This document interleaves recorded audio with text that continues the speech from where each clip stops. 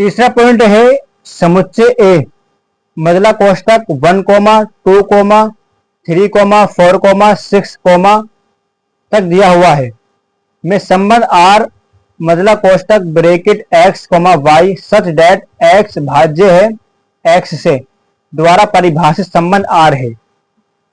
अब आप इसे क्वेश्चन को समझने की कोशिश कीजिए। हमारे पास समुच्चय ए दिया है 1 से लेके 6 तक, 1, 2, 3, 4, 5, 6 मजला कोष्टक। ये हमारे पास एक समुच्चय दिया हुआ है और रिलेशन हमें दिया है कि जो y है वो भाज्य है x के। ये हमारे पास रिलेशन दिया हुआ है, जो y है वो x से भाज्य है। तो यहां से हमें एक नंबर प्राप्त होगा जो होगा पूर्णांक नंबर।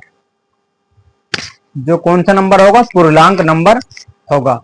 ये हमारे पास समुच्चय दिया हुआ है 1 से 6 तक और रिलेशन है कि y जो है भाज्य है x से, यानी y भाज्य है x से। तो हमारे पास एक नंबर प्राप्त होगा जो होगा इंटीजर्स, यानी पूर्णांक नंबर होगा। आप जानते हैं कि पूर्णांक नंबर कौन कौन से होते हैं हमारे?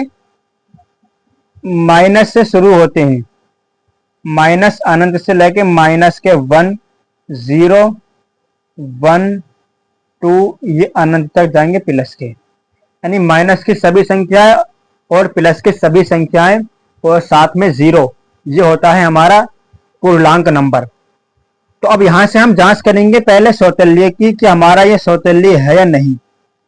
उम्मीद करता हूं जो मैं आपको समझाना चाह रहा हूं वो आप समझ गए होंगे। मैं दोबारा रिपीट करता हूं अगर आपको ना समझ में आया हो। हमारे पास समुच्चय दिया हुआ है ए, ये दिया है आपके सामने लिखा हुआ है और रिलेशन है कि y जो है भाज्य है x, यानी y जो है x से भाज्य है, डिवाइड में है। और जो हमें एक नंबर प्राप्त होगा वो हमें पूर्णांक नंबर प्राप्त होगा। अगर हमें y को x से डिवाइड करने पर पूर्णांक नंबर आता है तो हम बोल देंगे कि सौतल्य है, सममित है, संक्रामक है। अगर नहीं आता है तो कहेंगे कि ये सममित नहीं है, सौतल्य नहीं है, ना ही संक्रामक है। ठीक है, तो पहले हमें क्या है? सौतल्य। इसकी कंडीशन होती है कि खुद से संबंध बनाता है। तो अगर हम इसे 1, 1 ले, रिलेशन को दर्शाएगा, तो यहां से जो रिलेशन बनेगा हमारा वो होगा y, x, यानी y अपॉन x। तो यहां से अगर मैं y की वैल्यू 1 रखूं और x की वैल्यू 1 रखने पर तो यहां पर मुझे नंबर प्राप्त होगा 1 होगा। समझ रहे हैं आप? अगर मैं 1 को 1 से डिवाइड करूं, क्योंकि मैंने यहां से 1, 1 लिया है, तो यहां से 1 से 1 को डिवाइड करने में मेरे पास 1 आ रहा है। और ऐसे ही आगे अगर 2, 2 लेते हैं, y अपॉन x बराबर 2 अपॉन 2 रखने पर यहां भी मुझे एक नंबर प्राप्त होगा जो होगा 2। और ये भी एक पूर्णांक नंबर है और ये भी एक पूर्णांक नंबर है। तो यहां से आप देख सकते हैं, आप कोई मान रखकर देख सकते हैं। 3, 3 रखिए तो 3 अपॉन 3 से आप डिवाइड करेंगे, आपको 3 नंबर प्राप्त होगा जो कि एक पूर्णांक नंबर है। तो यहां पर आप लिखेंगे कि ये सौतल्य है, ये सौतल्य है। और दूसरी कंडीशन होती है हमारी सममित की।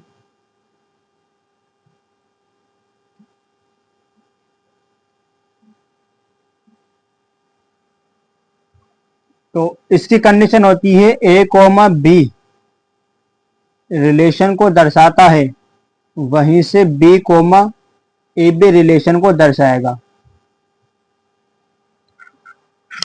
ठीक है, समझ में आ गया होगा।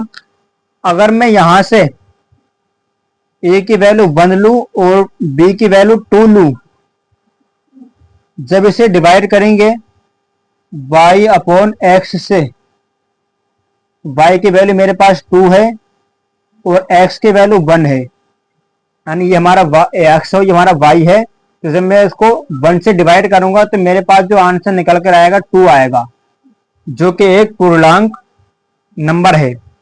और ऐसे ही अब 2, 1 लेने पर क्योंकि जब हमने 1,2 लिया तो यहाँ से 2,1 आएगा। जब मैं इसको डिवाइड करता हूं y अपॉन एक्स के रिलेशन में रखकर, तो हमारा x हो जाएगा 2 और y हो जाएगा 1। तो y की वैल्यू 1 और x की वैल्यू 2 रखने पर यहां से मेरे पास निकल कर आएगा 0.5। जब मैंने 2,1 लिया, यानी 1,2 लेंगे एक बार, तो उसके बाद 2,1 लेंगे। जब मैंने 2,1 को डिवाइड किया 2 से 1 को, तो मेरे पास 0.5 निकल कर आया, जो कि एक पूर्णांक नंबर नहीं है। ये एक पूर्णांक नंबर नहीं है, ये एक पूर्णांक नंबर है, और ये भी एक पूर्णांक नंबर है, और ये भी एक पूर्णांक नंबर है। लेकिन ये हमारा पूर्णांक नंबर नहीं प्राप्त हो रहा है, तो ये लिखेंगे कि ये सममित नहीं है। ये सममित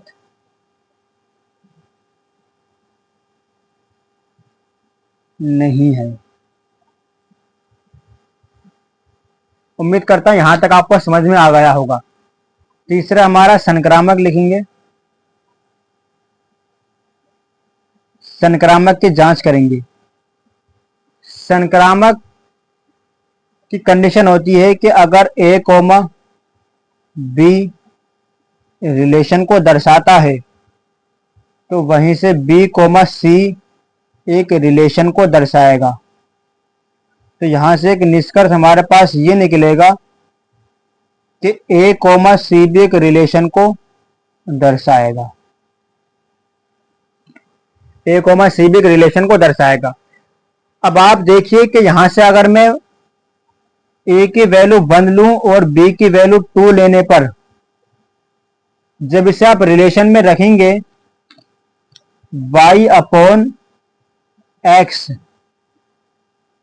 तो यहां से आप रखेंगे y की वैल्यू 2 और x की वैल्यू 1, और यहां से आप इसको डिवाइड करेंगे तो आपके पास 2 आंसर निकल के आएगा, जो कि एक पूर्णांक नंबर है।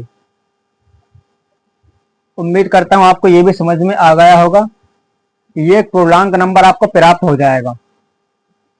और यहां से दूसरा लिखेंगे आप, यहां से 2,3 लेंगे। 2 हमारा b हो जाएगा और 3 हमारा c हो जाएगा। जब आप इसे एक रिलेशन में रखेंगे, आप इसको रिलेशन में रखेंगे, तो यहां से आप प्राप्त करेंगे 3,2। जब इसे आप सोल्व करेंगे आपके पास निकल कर आएगा आंसर 0,6, जो कि एक पूर्णांक नंबर प्राप्त नहीं हो रहा है। पूर्णांक नंबर प्राप्त नहीं हो रहा है। यहां पर तो आपको पूर्णांक नंबर प्राप्त होगा, लेकिन यहां पर पूर्णांक नंबर प्राप्त नहीं हो रहा है, तो आप लिखेंगे कि ये संक्रामक नहीं है। अगर आपको पूर्णांक नंबर प्राप्त होता तो आप लिख देते कि ये एक संक्रामक वो है। अब यहाँ पूर्णांक नंबर प्राप्त नहीं हो रहा है, तो लिखेंगे कि ये संक्रामक नहीं है। उम्मीद करता हूँ आपको ये भी क्वेश्चन अच्छी तरीके से समझ में आ गया होगा। मिलते हैं नेक्स्ट वीडियो में।